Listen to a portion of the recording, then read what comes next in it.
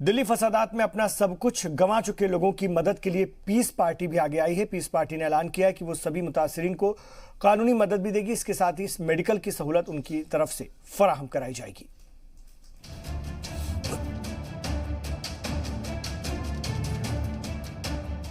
दिल्ली फसादात में अपना सब कुछ गंवाने वाले सैकड़ों अहले खाना को दिल्ली की ईदगाह में बने कैंप में ठहराया गया है।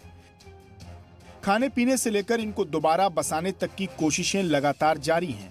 इन सब के बीच लोगों को मेडिकल से जुड़ी सहूलियात देने के लिए पीस पार्टी ने कदम उठाए हैं।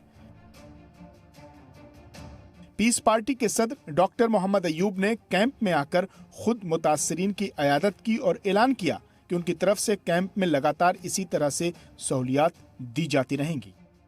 पीस पार्टी आज से टोल फ्री नंबर 1 शुरू किया है और ये इसका इंफॉर्मेशन घर घर तक पहुंचाने का काम पीस पार्टी कर रही है। इसमें किसी तरीके के जो भी दिक्कतें हैं उन सबकी दिक्कतें पूरी की जाए और सही मायने में जानकारी हासिल की जाए, इसलिए पीस पार्टी ने टोल फ्री नंबर शुरू किया है और आज से उसको लॉन्च किया है।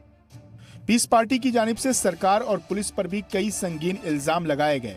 पीस पार्टी सदर ने कहा कि दिल्ली फसादात में पुलिस के किरदार पर सवाल उठते रहे, इसलिए वो अदालती जांच की मांग करते हैं और फसाद मुतासिरीन का मुकदमा पीस पार्टी की तरफ से लड़ा जाएगा। साथ ही उन्होंने मुआवजा भी बढ़ाने की मांग की। तो मारे गए जो लोग शहीद हुए हैं और जिन लोगों की मकानें दुकानें लूटी गई हैं, जलाई गई हैं, उन्हें भी मदद की जरूरत है। तो पीस पार्टी अभी उनके लिए तो सुप्रीम कोर्ट जा रही है और तैयारी मानो पूरी तरीके से है कि उनको कंपनसेशन मिले और जो भी जिनका लॉस हुआ है उनको लॉस कंपनसेट किया जाए। ये वारदात किया है और उसकी न्यायिक जांच हो और जो भी दोषी हो, चाहे जो भी दोषी हो, किसी भी धर्म या किसी भी जात का जो भी दोषी हो, उसको सजा मिले, ये हमारी कोशिश रहेगी।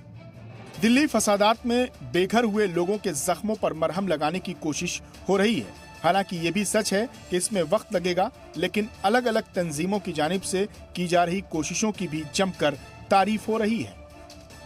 ब्यूरो रिपोर्ट, जी मीडिया।